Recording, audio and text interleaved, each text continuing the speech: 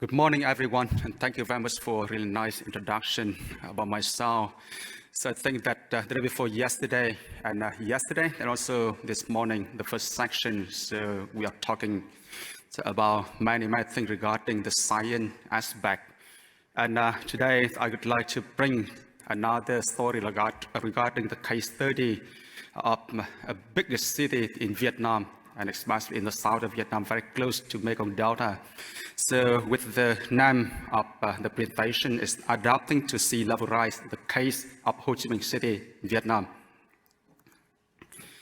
The outline of my presentation will be introduction and the data regarding the sea level rise in Vietnam, and after that I will go through the pathway of adaptation action in Ho Chi Minh City, including just like some stages like living together with flood and raising ground elevation, and finally I will come up with the flood control project. This is the main content that I want to focus today.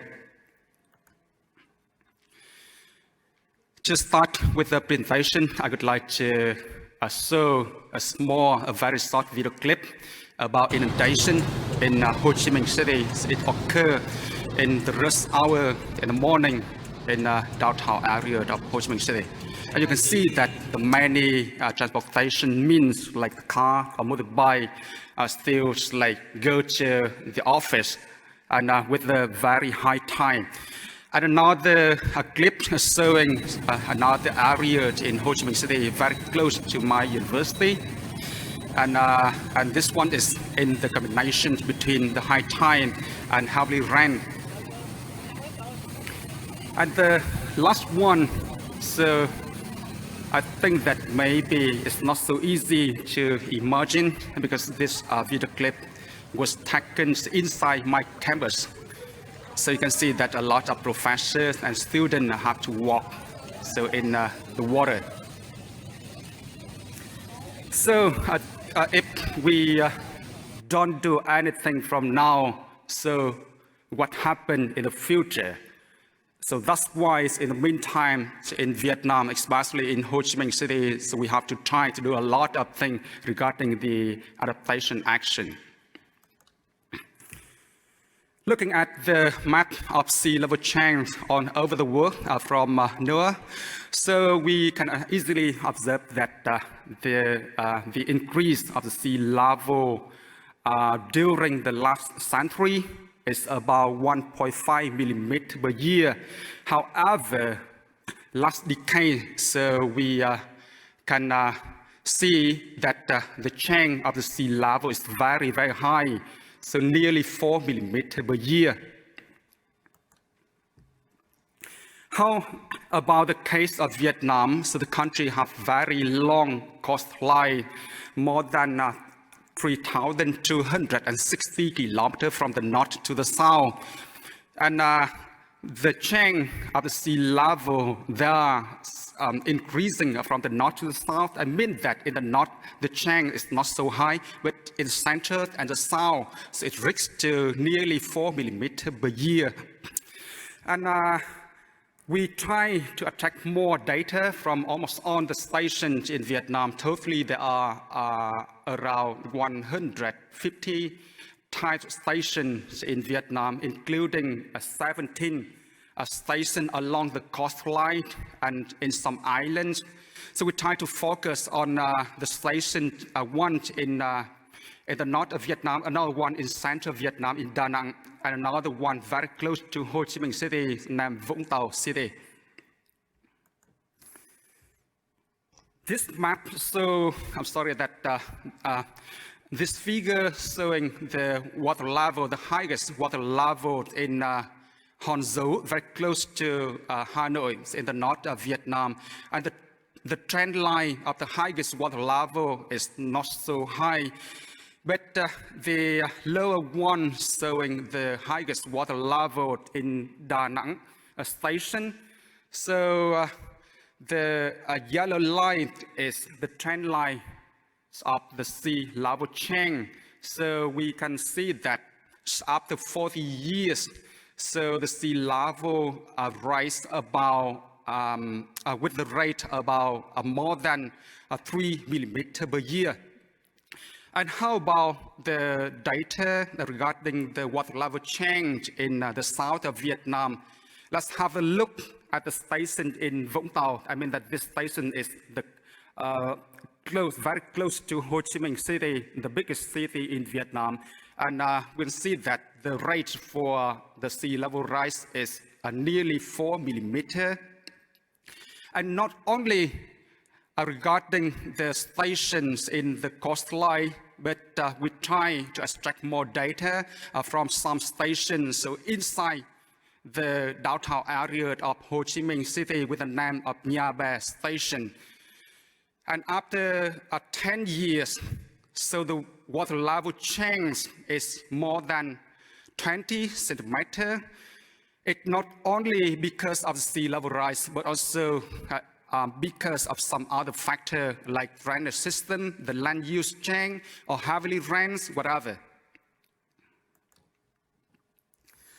Totally, so we try to summarize the sea level change up on the station in Vietnam, and we found that the sea level at on-tide goes increased more than 3 millimeters per year. So it goes along well with the satellite data.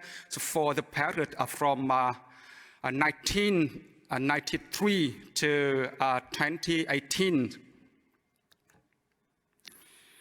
From the central government, so we also adopted the scenario for climate change and sea level rise. And the first one was published in 2009. After that, we have the second one in 2012. And the third one was in 2016. And finally, we have the latest one last 2 years in 2020. With the scenario of sea level rise of 100 centimeters, so you can see that the Ho Chi Minh City area will be underwater with the area cover almost nearly 20%, while in Mekong Delta, nearly 50% will be underwater. And this picture is not so high comparing with a report published by a climate center. So they have the report last year, and they mentioned that until next 10 years, so maybe the whole Ho Chi Minh City will disappear underwater. And it caused a very big argument among the scientists in Vietnam. So that's why we have to do a lot of things to clarify what happened in the next decades. In the combination with sea level rise, so we don't forget the land subsidence in Ho Chi Minh City. I still remember that yesterday, there was another presentation about the land subsidence in some city, including Ho Chi Minh City. And Ho Chi Minh City was among maybe the very first, like the most serious city with the land subsidence in last decade, with the rate of land subsidence reached to 4 centimeters per year. So this number is 10 times more than sea level rise. So we need to take in account both of sea level rise and land subsidence. And how about some activity that Ho Chi Minh City want to act to the sea level rise? There are several stages. And yesterday, Professor Miguel Esteban mentioned about some stages. He included that there are several, like I remember that there are 5 stages regarding the adaptation to sea level rise in many cities, including Ho Chi Minh City. But I think that in the meantime, so the people in Ho Chi Minh City comes up with 3 stages. Firstly, with living together with the flood. And secondly, so they would try to raise the ground elevation. And after that, so recently, so we are trying to implement several flood control projects around Ho Chi Minh City. So firstly, so it's like the very easy things for the local people. So they are very familiar with the flooding. So in Ho Chi Minh City, or even in Mekong Delta, you know that in Mekong Delta, every year, the flooding season will occur about 3 months. And many people come to stay in Ho Chi Minh City, and right now we are very familiar with that. So the local people should try to live together, so somehow they can make some barrier to prevent the weight or the water comes in the house. And also they can make some small dye, or we call the ring dye, to prevent the water come from the car, the bus, or motorbike to attack the house. Second stage, so some area will be inundated very seriously. And then to some people have to raise the floor. I think that the day before yesterday, a young scientist from University of Tokyo mentioned about this. And the people can do by themselves. They would try to raise the floor, and sometimes so more than 1 meter higher than the strict elevation. And for the whole area, the local government tried to raise the elevation of the whole street of the road, and caused a lot of difficulty to the local community, because the floor of the house will be under the street, maybe more than 1 meter.